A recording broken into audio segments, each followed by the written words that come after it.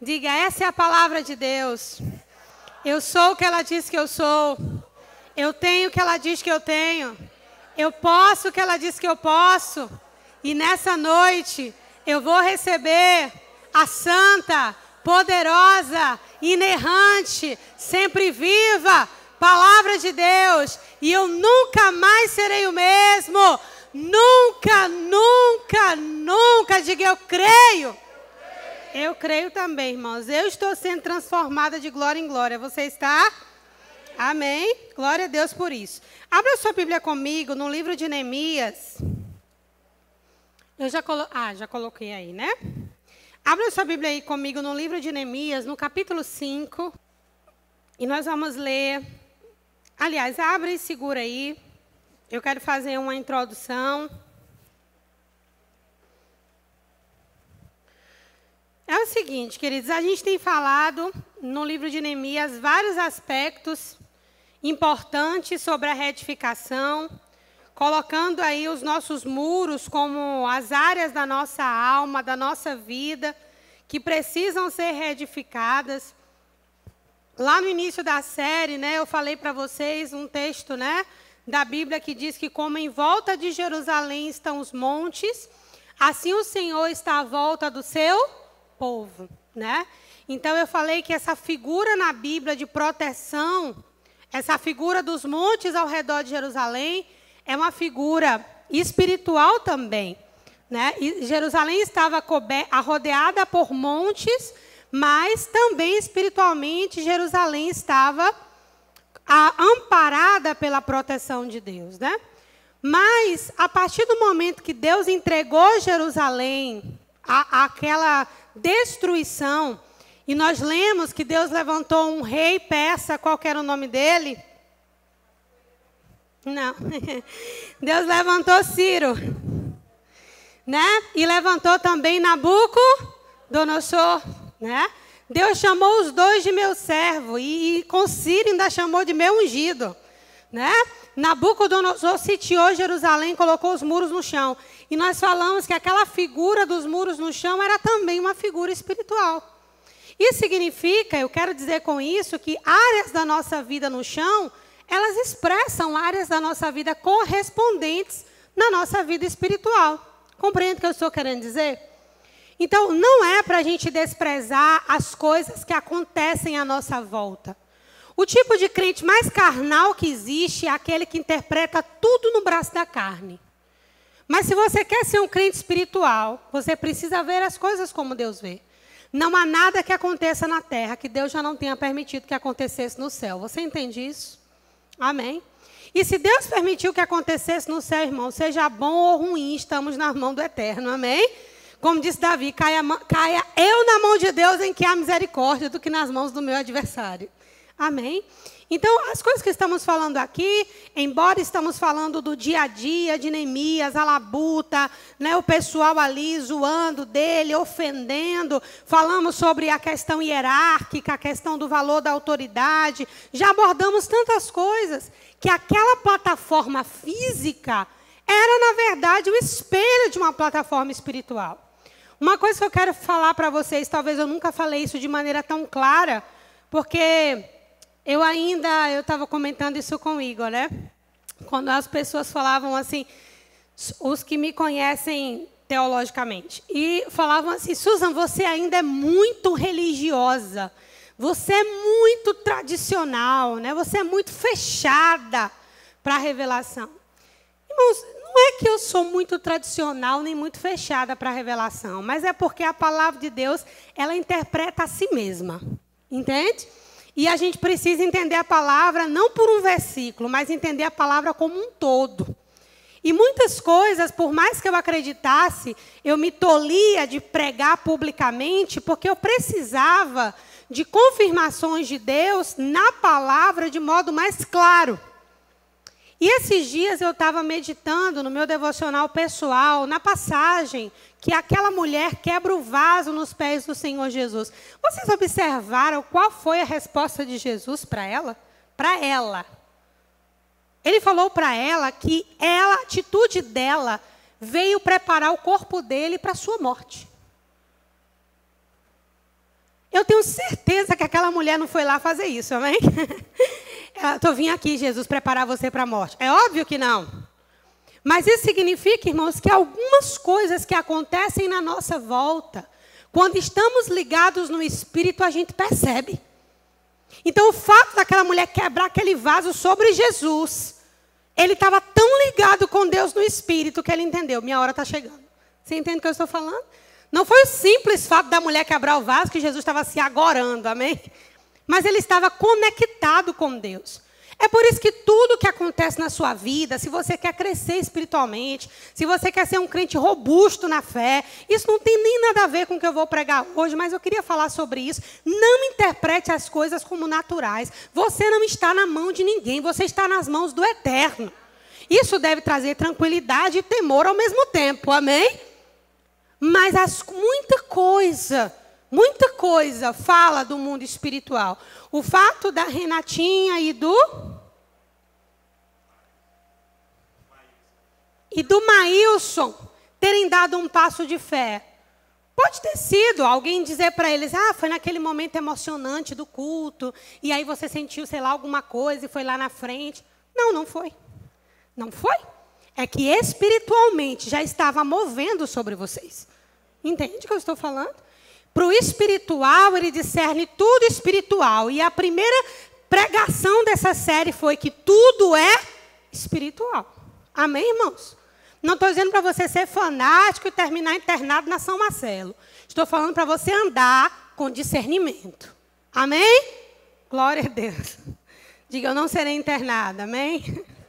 Glória a Deus. Você está lá em Neemias 5? Vamos ler a partir do verso 1. Ora, os homens e as suas mulheres levantaram um grande clamor contra os judeus e seus irmãos.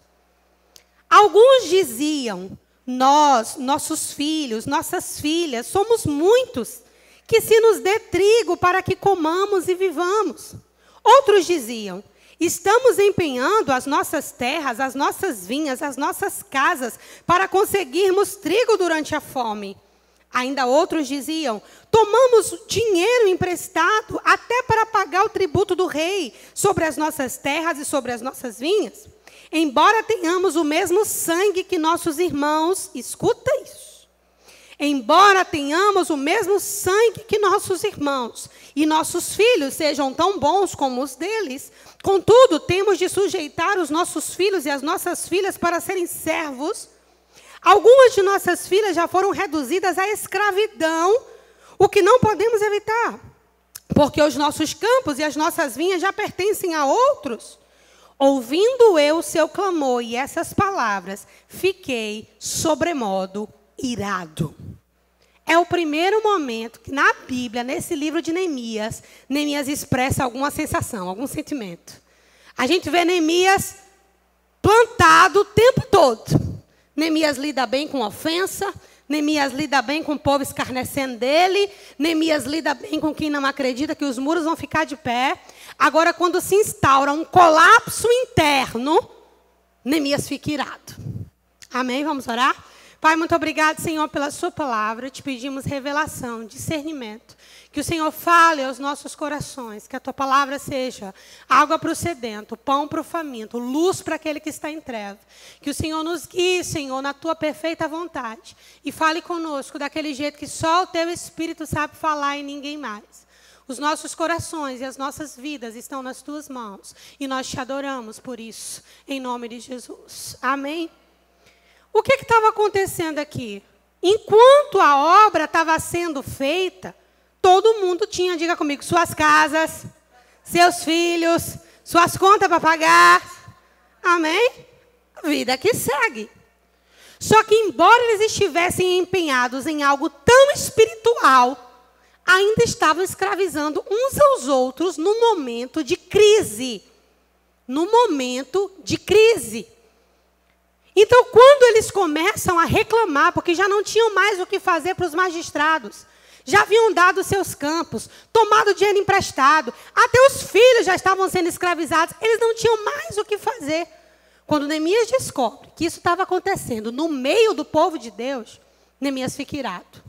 Porque não condizia com o favor que eles haviam recebido. Não condizia com tudo que Deus moveu para que Jerusalém fosse restaurada. Eles haviam recebido tanto favor, tanta provisão, tanta graça, tanta misericórdia. Eles haviam recebido tanto recurso, mas ainda internamente cobravam juros abusivos. A palavra ali é usura. E a palavra usura, nós vamos falar sobre ela, mas vem de us e rei, né? Que é uso do rei, é cobrar tributos excessivos por algo, né? Então o povo estava, mesmo que em uma obra espiritual, desfrutando do favor de Deus, desfrutando da bondade de Deus, mas extremamente carnais. Diga comigo, extremamente carnais. Quando o bolso deles era alcançado. Está comigo? Amém? Coloca o primeiro, por gentileza. Vamos mergulhar aqui um pouquinho nas Escrituras. Nosso ativismo não inibe nenhuma ação, nem maligna, nem humana. Pelo contrário, a distração deixa escapar o que está em nosso interior.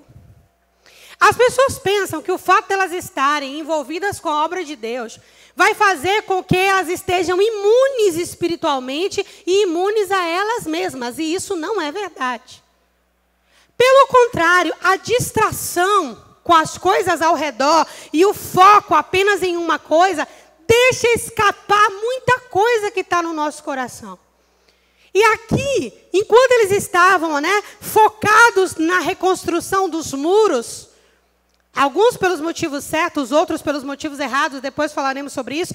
Enquanto eles estavam focados, eles deixaram escapar o que eles realmente sentiam, os motivos, inclusive, pelos quais eles foram para o cativeiro.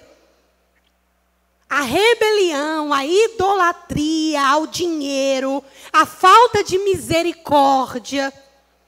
Irmão, se existe uma palavra que é sinônimo de crente, eu não diria que é amor. Eu diria que é misericórdia. Amor é uma bênção. Mas amor, para você chegar no amor mesmo que a Bíblia propõe, é um exercício. Possível, mas é um exercício. Agora, misericórdia é uma coisa que está ao alcance de qualquer um fazer. É uma escolha simples de fazer ou não. Fazer e em coisas simples, viu? E em coisas simples. Os misericordiosos alcançarão misericórdia. Às vezes você não é misericordioso num copo com água, mas você vai precisar de misericórdia na frente de um juiz, no tribunal. E adivinha só, não tem misericórdia no seu estoque. Nós precisamos entender que as nossas atitudes, elas constroem o nosso futuro. A Bíblia diz que o homem comeria das suas próprias palavras. Então, as coisas que estão acontecendo conosco, elas são o quê? O fruto das nossas próprias palavras. Então, o povo aqui, envolvido, né, na edificação dos muros, deixou escapar. E o diabo, que não é besta nem nada, no momento certo sabe fazer a confusão. Nós falamos na semana passada que ele começa com a ofensa. Quando a ofensa não resolve, ele vem com o quê? Com a confusão, com a turba. Não é assim? E se você perseverar, irmão, na fase da ofensa, na fase da turba, você vai chegar no lugar de descanso. Amém? Mas, às vezes, nós vencemos essas coisas. Vencemos a ofensa, vencemos a confusão, aquela ira. A gente até consegue vencer. Mas eu queria que você olhasse para as coisas que você tem deixado escapar. Em situações que você está distraído. Quais são os primeiros nomes que vêm à sua boca? Quais são as primeiras atitudes que vêm à sua mente? Ah, pastora, mas eu não fiz. Glória a Deus que você não fez, mas a intenção esteve lá. Há um mérito em você não ter feito, mas você precisa ter um cuidado no fato da intenção ter sido levantada no seu coração. Já expliquei para vocês, por exemplo, que Jesus ele veio trazer a era dos pecados no pensamento. O que é a era dos pecados no pensamento? Na lei de Moisés, o pecado só era um ato consumado. Está comigo? Qualquer ato. Roubo tinha que roubar. Adultério tinha que adulterar. Mentir tinha que mentir. Furtar tinha que furtar. Jesus inaugura uma outra era. A era dos pensamentos pecaminosos. Porque, de fato, o ser humano não peca só na carne, irmão. Todo o pecado procede de dentro. E, às vezes, a gente não presta atenção no que o nosso dia a dia deixa escapar. Do que na nossa semana deixa escapar. Quando estamos sozinhos ou com pessoas que temos mais confiança ou em ambientes que estejamos mais à vontade. Qual é o linguajar que vem na nossa boca? Quais são as primeiras brincadeiras que fazemos, as piadas das quais rimos? Sabe, nós precisamos entender que esse momento de estar focado na reedificação, ele revela muito sobre nós. Amém? Revela muito sobre nós.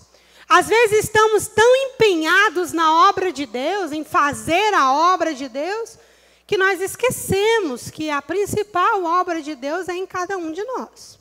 Eu só posso fazer a obra de Deus na sua vida se Deus primeiro tiver feito a obra dele na minha. Você está comigo? Então, o fato de você estar no ativismo, isso não inibe, né? Nem fora, nem dentro. Amém? Do lado de fora, eles estavam fazendo o quê? Pegando as filhas dos irmãos deles como escravas por pagamento de dívida.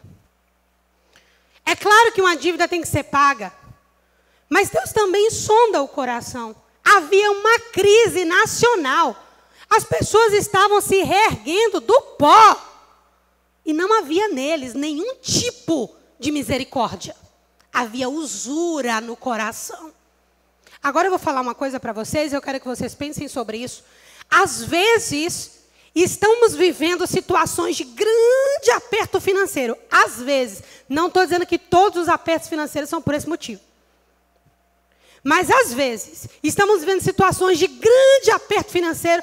Não é porque deixamos de ser fiéis na obra de Deus, não é porque deixamos de ser generosos com os irmãos, não é porque deixamos de semear, nos associar com o reino, ou doar as nossas vidas na obra de Deus. Mas algumas vezes esse aperto, que ainda não é uma escassez, mas pode se tornar, está demonstrando usura no nosso coração.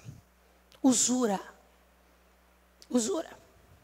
Sabe, o único inimigo que Jesus colocou tete a tete com ele foi Mamon, uma entidade venerada por riquezas. Jesus disse, ninguém pode servir a Deus. Interessante, ele não disse, ninguém pode servir a Deus e a prostituição. O que seria bem lógico, porque o nosso corpo é templo do Espírito Santo. Cairia bem se Jesus dissesse isso. Mas ele disse, ninguém pode servir a Deus e a Mamon. Por que a Mamon? Eu já falei isso aqui na igreja, espero que todos vocês lembrem. Mas os 10 mandamentos, eles nos falam sobre esferas de obediência. Quando a Bíblia diz, amarás o Senhor teu Deus sobre todas as pessoas ou sobre todas as coisas? Porque Deus e coisas é como a nossa alma entende.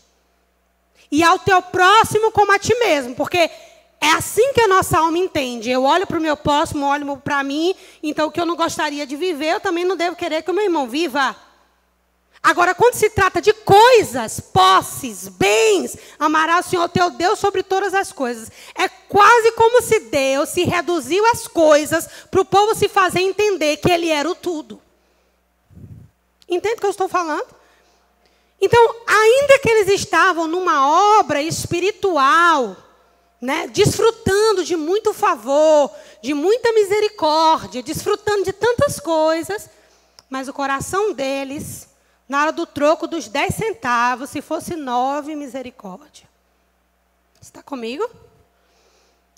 É possível construir um templo para Deus e no íntimo, a verdadeira intenção ser a própria glória. Que exemplo eu vou dar para você, Salomão?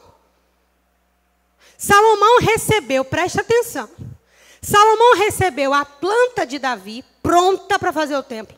Davi deixou o tesouro real cheio para Salomão fazer o templo. Salomão fez ofertas generosas, fez. Mas erguer o templo não dependia das ofertas de Salomão. Davi havia deixado tudo pronto. Tudo pronto. O templo era para Deus, era para a glória de Deus, era tudo para Deus. Diga comigo, até que se tornou para Salomão. Veja, gente, o filho de Davi, que é Salomão, O filho de Davi, que é Salomão. Foi o responsável. Deus falou, o Senhor rasgou o reino de você. As tribos foram divididas a partir de Salomão. As tribos do norte e as tribos do sul. 10 tribos para um lado, duas tribos para o outro. Deus prometeu coisas a Davi que ele não pôde cumprir, porque Salomão não seguiu o plano. Amém? Diga assim comigo, Deus prometeu coisas a Davi que não pôde cumprir, porque o filho dele não seguiu o plano. Então Salomão, até um determinado momento, a glória era de Deus, mas quando as pessoas começaram a vir e olhar aquela majestade, de ver quão glorioso era aquele templo, Salomão se envaideceu no seu coração. E o resultado de qualquer vaidade é divisão. Todo divórcio é fruto de uma vaidade.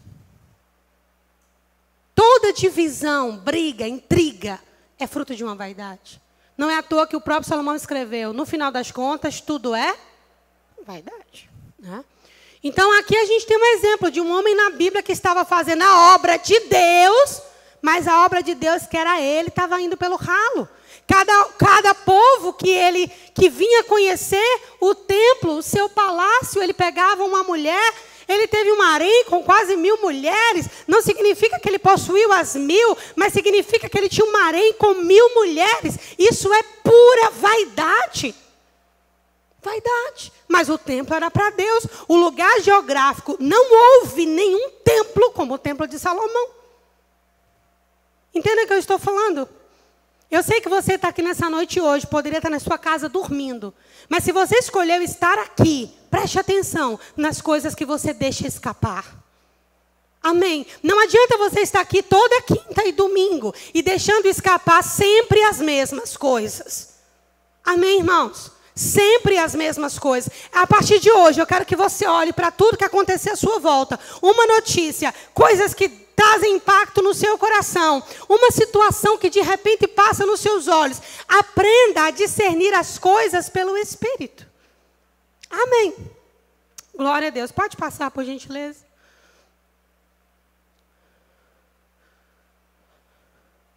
Muitas vezes Deus nos dá a chance de no outro restaurar o que é preciso em nós. É um pouquinho difícil de entender, mas você vai entender já. Repita isso comigo. Muitas vezes Deus nos dá a chance de no outro restaurar o que é preciso em nós. Eu vou dar um exemplo para você. Você, de repente, teve uma briga de casal daquelas, das panelas voar. Espero que em nenhuma casa aconteça isso, amém? Mas aí passa a crise, você se acalma, né? Tudo bem. E, de repente, alguém que não conhece Jesus está vivendo uma crise terrível. E lembra que você é o quê? O único crente do trabalho. E essa pessoa está passando pela mesma coisa que você está passando. Daí ela vai lá te pedir um conselho. Você aconselha o que você fez ou o que a Bíblia diz? Graças a Deus por isso, não é verdade? Mas está vendo que todo mundo sabe o que fazer? Amém? Todo mundo sabe o que fazer? Às vezes, Deus permite uma situação semelhante estar debaixo do seu nariz. Deus não está querendo que você resolva o problema. Deus está apenas fazendo um espelhamento, mostrando que aquilo está dentro de você. Está comigo? Está comigo? E muitas vezes, por causa da vaidade, diga comigo, a bendita vaidade. Bendita não, né, mas maldita, né? A maldita vaidade, Deus trouxe essa situação para eu resolver. Será mesmo? Ou para mostrar o que você não consegue ver. Um exemplo disso, Davi e Natã, o profeta. Na época, os reis também julgavam, né? O legislativo não estava separado. E Natã diz, olha, Davi, um homem pegou uma ovelhinha só de um cara que tinha várias ovelhas. Ele com várias ovelhas foi lá e pegou a única ovelhinha que o outro tinha. Ai, Davi, olha a vaidade. Cuidado com as respostas imediatas, sabe? Eu sempre digo que todo mundo pode forçar uma ação. Mas só se a pessoa for muito dissimulada para conseguir fingir uma reação. Só se uma pessoa for de um nível de dissimulação muito grande para fingir uma reação. Geralmente, as reações são muito espontâneas. Agora, olha como estava vivo na cabeça de Davi a justiça e o juízo. Quando Davi diz, esse homem seja digno de morte. Cadê o cara? Natan diz, é você? Olha como Davi sabia do que ele estava falando, que ele começou a chorar na hora. Muitas vezes Deus está trazendo situações. Sabe aquela ligação da família que você não odeia receber, mas a pessoa liga lá e começa a falar dos problemas? Aí você se põe a resolver. Irmão, nem tudo que você ouve, você resolve. Discirna. Amém. Diga para a pessoa do seu lado, você não precisa resolver tudo. Nem sempre. Mas sempre. E obrigatoriamente. Precisa discernir. Não sobre o outro. Sobre você. Amém. Glória a Deus. Então, essa relação, Deus, alguém e eu. Parece o nome de um filme, né? Deus, alguém e eu. É assim que funciona. Nós honramos a Deus honrando os homens, servimos a Deus servindo homens, amamos a Deus amando homens. Sua relação com Deus passa por alguém. A relação de alguém para com Deus passa por você. E o modo como você passa por Deus afeta o seu alguém. Isso é um ciclo. É impossível você servir a Deus sozinho. Você só serve a Deus a partir do momento que você interage com alguém. Está comigo? Alguém. É no alguém que a gente demonstra. É como se fosse o preto no branco. Então o povo estava ali trabalhando. Mas quando chegou a hora de cobrar alguém, preto no branco, saiu lá a Xerox. O que estava dentro. No interior. Consegue compreender, queridos? A minha relação de restauração pessoal, muitas vezes, passa pela restauração de pessoas no meu caminho. Né? Às vezes, a nossa mente não consegue conceber o estado deplorável que está a nossa alma. Eu vou dizer mais uma vez. Às vezes, a nossa mente não consegue perceber o estado deplorável que está a nossa alma. Então, Deus permite que alguém que esteja passando por algo semelhante, parecido, venha até você. Está comigo? Para que você consiga enxergar no outro aquilo que você não consegue enxergar em você mesmo. Aí o que é que nós fazemos? Não gosto de fulano. Às vezes porque o fulano é igual a fulana. É ou não é verdade? Como que diz que os dois com bico não se bicam, né? Dois bicudos não se bicam, né? Mas por que não se bicam? Porque os dois têm bico. É ou não é verdade? Ninguém passa pela sua vida do nada. Eu gosto muito de estudar judaísmo, vocês já sabem disso. E um dos sábios dentro do judaísmo, ele disse assim: imagine a Terra como um globo. Embora eles não acreditam na Terra como um globo, eles acreditam na Terra esférica. Imagine a Terra como um globo, com um rio com vários braços. E no final, o rio volta sempre para o mesmo lugar. Aí eles dizem assim é a vida do homem. O homem sempre vai chegar a Deus de um jeito ou de outro. Ele vai escolher por quais caminhos, quais braços desse rio ele vai nadar. Mas ele sempre chegará em Deus.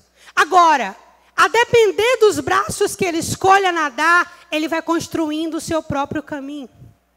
Salomão escreveu, por causa disso, porque é um pensamento antigo, lança o teu pão sobre as águas, e depois de muitos dias, encontrarás. Me diga uma coisa, irmão, se você lançar o pão na água, o pão não vai dissolver e não vai sumir? Como você vai encontrar depois de muitos dias? Por causa do que eu estou falando. O que você fizer hoje aqui vai cruzar com você amanhã. E a falta de misericórdia que você exerceu aqui Você vai usufruir dela amanhã. E não adianta fazer campanha de oração, secar, de jejuar, clamar, declarar, profetizar, fazer o que você quiser. Enquanto você não disser, Senhor, eu deveria ter tido misericórdia lá atrás. Não resolve nada. Está comigo?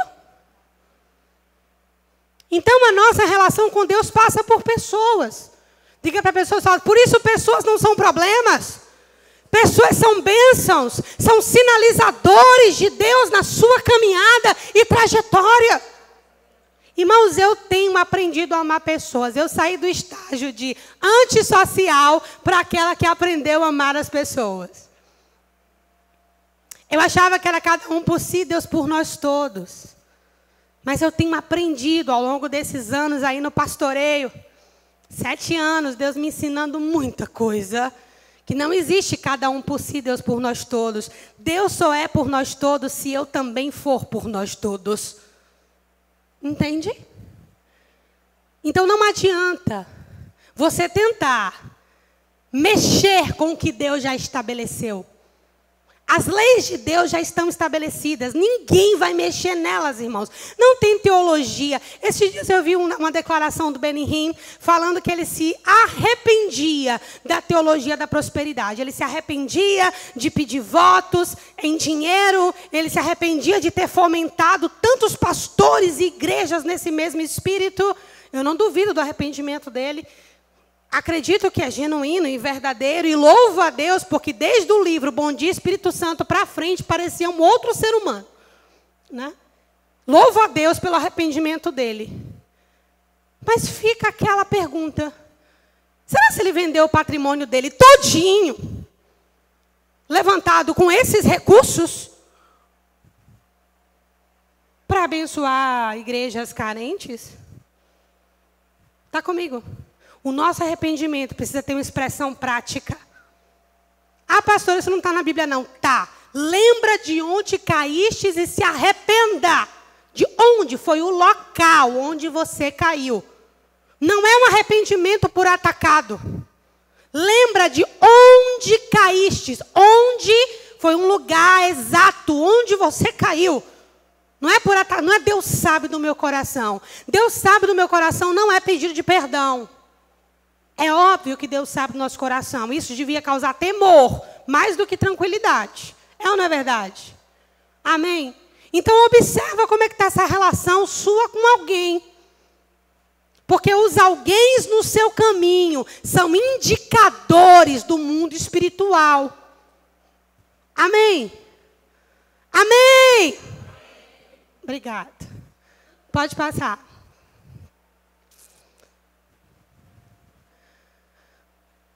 Amém. Há coisas que precisam ser lançadas sobre as águas e algumas coisas precisam ser dadas como perdidas. Diga isso comigo. Algumas coisas precisam ser lançadas sobre as águas e outras precisam ser dadas como perdidas. O que você lança sobre as águas, por mais absurdo que seja, não vai dissolver e sumir. Vai voltar para você. É semente. Amém? Agora tem coisa que você tem que aprender a dar por perdido. Vamos ler aqui a resposta de Neemias, verso 6. Ouvindo eu o seu clamor, e essas palavras fiquei sobremodo irado, considerei-as comigo mesmo, e então acusei os nobres, os magistrados, e lhe disse, sois usurários dos vossos próprios irmãos? Assim convoquei contra eles uma grande assembleia. E lhes disse, nós resgatamos os judeus, nossos irmãos, que foram vendidos às nações, segundo nossas posses. Agora vós negociais os vossos irmãos para que sejam vendidos a nós? Então eles se calaram, porque não tinham o que responder. Pelo que continuei, não é bom o que fazeis, não devis andar no temor do Senhor nosso Deus, para evitar a zombaria dos gentios, os nossos inimigos? Como assim, pastora? Difamaram tanto os gentios como usurários, adoradores de dinheiro, e agora entre eles se matam pelo mesmo motivo. Também eu e os meus irmãos e meus homens lhe temos emprestado dinheiro e trigo e deixamos de cobrar juros. Restituí-lhes hoje as suas terras, as suas vinhas, os seus olivais e as suas casas. Deixa eu dar uma olhada aqui rapidinho, porque tem uma palavra aqui que está me soando estranha.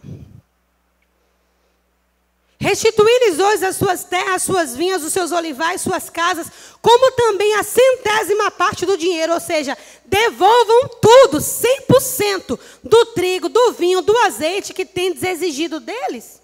Disseram eles, nós restituiremos tudo, nada lhe pediremos, faremos assim como dizes. Então convoquei os sacerdotes e os fiz jurar que fariam conforme o que haviam prometido. Também sacudi as dobras do meu manto, rasguei as minhas vestes e disse, assim sacuda Deus da sua casa e do seu trabalho todo aquele que não cumprir essa promessa. Assim seja ele sacudido e esvaziado. E todo o povo respondeu, amém, e louvaram ao Senhor e fizeram conforme a promessa. Então Neemias teve uma postura dura. E aqui eu vou voltar para a questão da misericórdia. Quantos lembram quando Deus disse, misericórdia quero e não sacrifício? Às vezes somos tão bons em sacrificar para Deus. Pastor, ó, se Deus me pedir qualquer coisa, meu celular, meu computador, meu carro, minha casa, ou o que Deus pedir está na mão dele. Aí vamos supor que Deus não pede nada disso. Só passa um irmão que pisa no seu calo e te pede misericórdia e você não dá. Está comigo? Você não dá. Do que vale? Do que vale oferecer tudo aquilo como sacrifício? Se o irmão faz isso aqui, eu não consigo ter misericórdia nenhuma. Por isso, sacrifícios para Deus são um coração quebrantado e um espírito contrito, irmão. Está comigo? Então, depois eu olho a palavrinha aqui, senão eu vou perder o foco do que eu estou falando. Então é isso. A gente precisa entender que tem coisas que a gente tem que dar por perdido. Eu vou olhar com calma, mas se não me engano, essa fala de Neemias aqui não está direitinho. Se eu não me engano, essa fala é, havemos dado por perdido. Não apenas não cobramos juros, mas eu vou precisar de um tempo para olhar isso de novo. Né? Então tem coisas que você precisa aprender a dar por perdido. E tem coisas que você tem que entender que vai voltar para você. O que você perdeu, está perdido.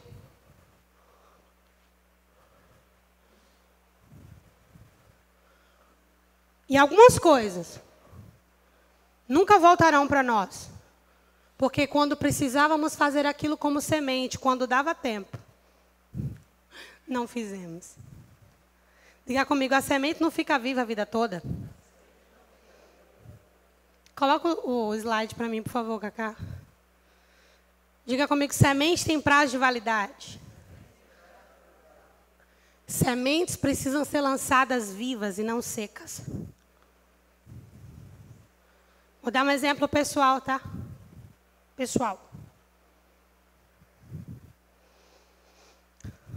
Alguém viveu uma situação que não pôde honrar um compromisso comigo. E não era um compromisso pequeno. Eu não tinha. Também não tinha de onde tirar. Eu gostaria de, naquela situação, ter recebido uma certa misericórdia. Porque a pessoa em questão até poderia resolver, se tivesse um pouquinho de boa vontade. Mas a pessoa não resolveu. E não honrou aquele compromisso. E eu tive duas escolhas. Tem alguns anos isso, uns 4 anos, eu acho, ou 3. E eu tive uma escolha. Dar aquilo por perdido. Tipo assim, ó, siga a sua vida e vá para lá. Não quero nem mais lhe ver. Ou, tudo bem. Não precisa fazer além do que você pode. E essa minha atitude ser uma semente no mundo espiritual a meu favor. Em determinadas situações, a semente não está em suas mãos. A semente é quem você é. Se o grão de trigo não morrer, fica ele só. Mas se morrer, dá muito fruto. Liberei a tal pessoa, liberei a tal situação. Os anos se passaram. Estamos voltando para um ciclo, porque é incrível como os ciclos voltam. E eu sei que eu tenho um estoque de misericórdia, de perdão, guardado em Deus. Sabe por que muitos de nós temos o que temer? E agora eu não quero lhe colocar medo, mas eu quero empenhar temor, porque nós não temos a sementeira que deveríamos ter.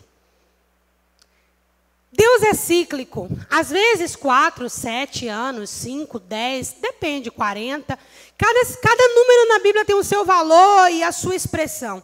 Mas o fato é que a terra dá uma volta em torno de si mesma, em torno do sol, e sempre volta para o mesmo lugar. O ciclo sempre volta.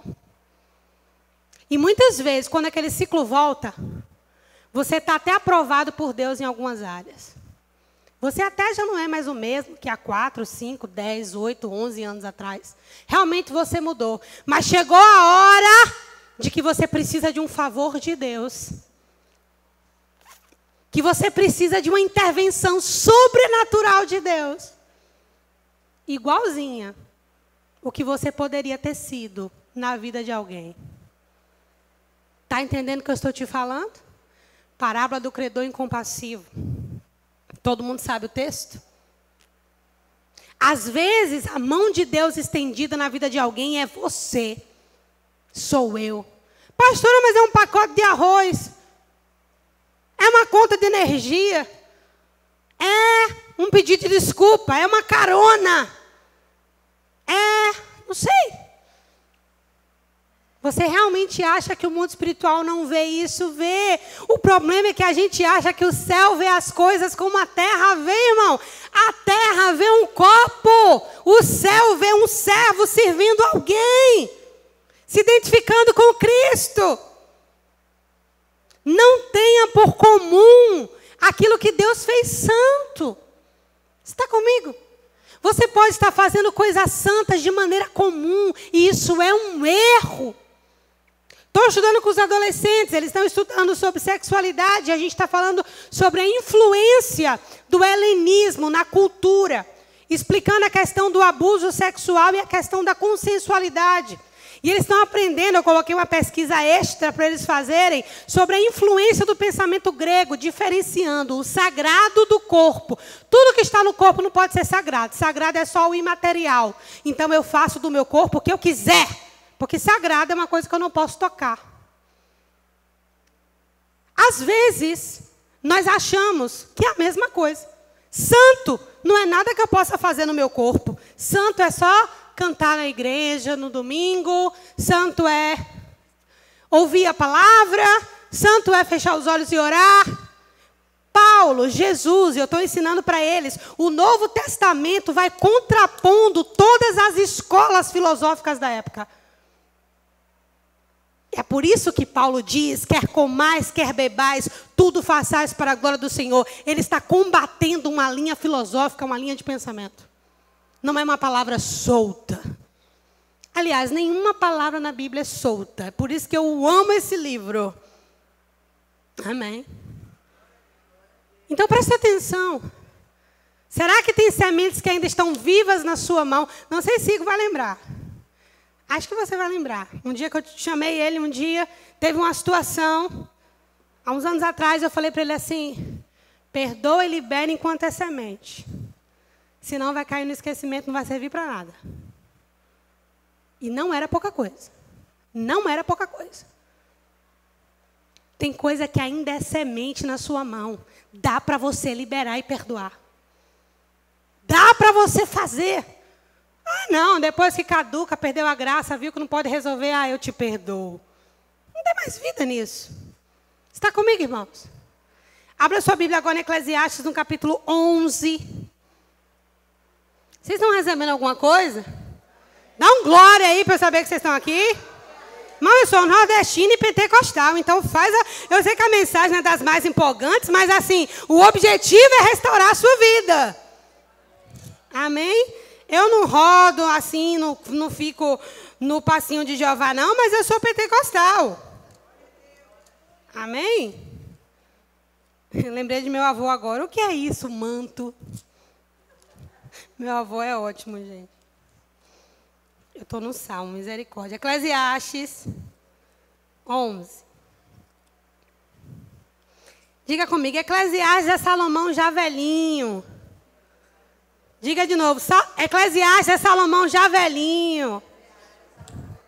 Diga, o harém não servia mais para nada. Já tinha mais reis poderosos do que ele. A pompa da juventude já tinha passado. A ficha estava caindo. Por isso, Eclesiastes é o livro mais deprimido da Bíblia. Mas é um livro que nos ensina verdades poderosas. Você não precisa ficar velho para chegar nessa conclusão. Leia Eclesiastes e tome as decisões certas. Eclesiastes 11:1. Lança o teu pão sobre as águas, porque depois de muitos dias o acharás. Reparte com 7 e até com 8, porque não sabes que mal haverá sobre a terra.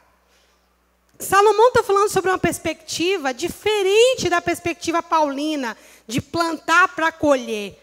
Ele não está falando nem da semente, porque ele está falando de um pão. E não está falando da terra, está falando da água. Estão compreendendo a diferença? E ele está mandando repartir o pão com 7 ou com 8, porque você não sabe que mal vai haver na terra. Sabe o que significa isso? Ele está falando sobre uma posição de generosidade, uma posição de compartilhar sem a intenção de receber, mas confiando que se um dia eu precisar, essas águas vão voltar por um caminho ou outro, mas vai trazer meu pão de volta. Há um valor na semeadura, mas há um valor em simplesmente repartir. E é interessante que Jesus, ele repartiu o pão, é ou não é verdade? E vocês lembram do que foi que Jesus falou? Esse é o meu corpo repartido por amor de vós. Façam isso todas as vezes que vocês se lembrarem de mim. Olha um outro pão repartido. Para aqueles que gostam de estudar a Bíblia, nunca perca a chance de repensar quando a mesma situação é repetida na Bíblia. Às vezes é um enigma profundo. Às vezes é um enigma profundo. Amém? Então, vamos voltar aqui para o texto, verso 3. Estando as nuvens cheias, derramam chuva sobre a terra. Caindo a árvore para o sul ou para o norte, no lugar que cair ali ficará. Quem observa o vento nunca semeará. O que olha para as nuvens nunca cegará. Assim como não sabes o caminho do vento, nem como se formam os ossos no ventre da mulher que está grávida, também não sabes as obras de Deus que faz todas as coisas. Aí ele vai dizer no verso 6, olha que coisa linda. Pela manhã, semeia a tua semente, mas não sai para assistir Netflix, não. Semeia a tua semente, mas não tira a sua mão da semente. E planta em outros lugares também, porque você não sabe qual vai prosperar ou se todas vão prosperar. Agora ele está falando sobre semeadura e colheita. Ou seja, ele está nos mostrando que a semeadura e colheita não é um ato isolado. Semeei, vou colher. É um ato de semear em mais de um lugar e observar. Não é só uma ação de Deus, é também uma ação humana a médio e longo prazo. Amém? Não como muitas pessoas dizem, jogue um celular e colhe um celular. Não funciona bem assim. Amém?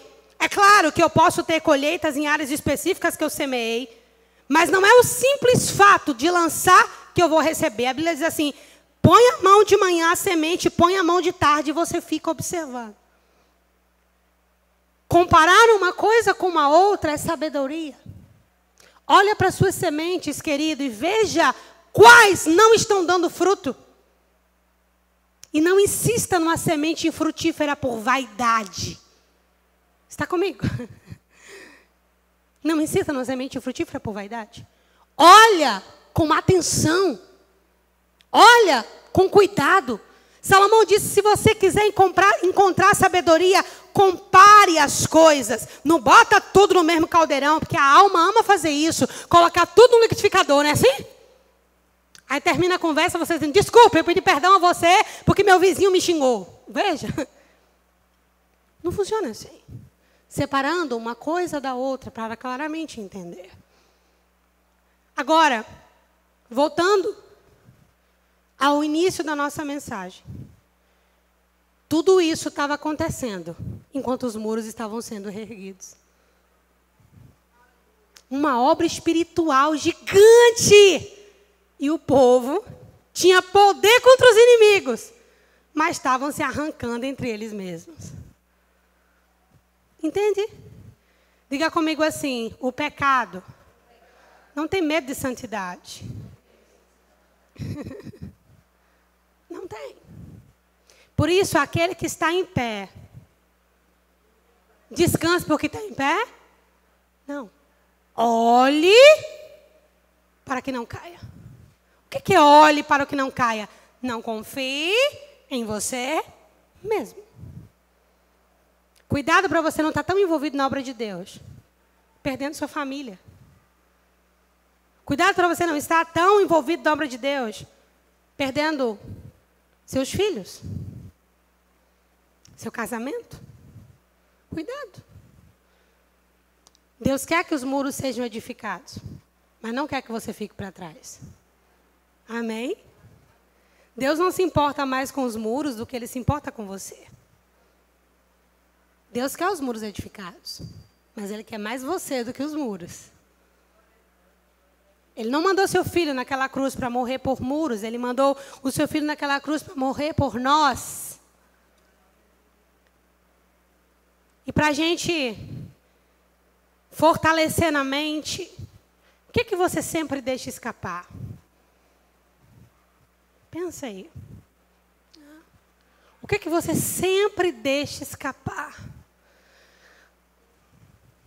O que você já poderia ter feito por alguém e agora a situação está se aproximando de você e você diz, Deus me dê. Daí você lembra que não fez o que deveria fazer. Será que você pode curvar a sua cabeça e começar a orar? A Bíblia diz, queridos, que nós precisamos nos desembaraçar de todo o peso e pecado que nos rodeia. Peso é uma coisa, pecado é outra. Peso são essas coisas que embaraçam o nosso caminho. E a gente precisa rever. A gente precisa olhar, e eu queria que você tirasse aí 1 minuto ou 2 para fazer isso. Senhor, eu poderia ter feito diferente, eu não fiz. Eu estava recebendo tanto favor, tanta graça, mas eu fiz tão diferente. Senhor, eu fiz questão de tão pouco. Fiz questão de coisas por pirraça. Fiz questão de coisas por picuinha. Eu dificultei o que eu poderia facilitar. E agora eu estou vendo que não são só os muros que estão em buracos, mas o meu próprio coração. Pai, olha para mim e me mostra, Senhor, há mais coisas. O que a vida está me trazendo novamente e eu estou agindo do mesmo jeito? Se o Senhor é tão rico em perdoar, tão rico em misericórdia e bondade, por que nessas áreas específicas eu não vejo essa bondade e essa misericórdia? Põe os meus olhos naquilo que o meu esquecimento me roubou. Abre o meu entendimento, Senhor. Perdoa pelo pão que eu não lancei sobre as águas, ou lancei e peguei depois, ou lancei e fiz questão e amargurei o resto da minha vida por ter feito.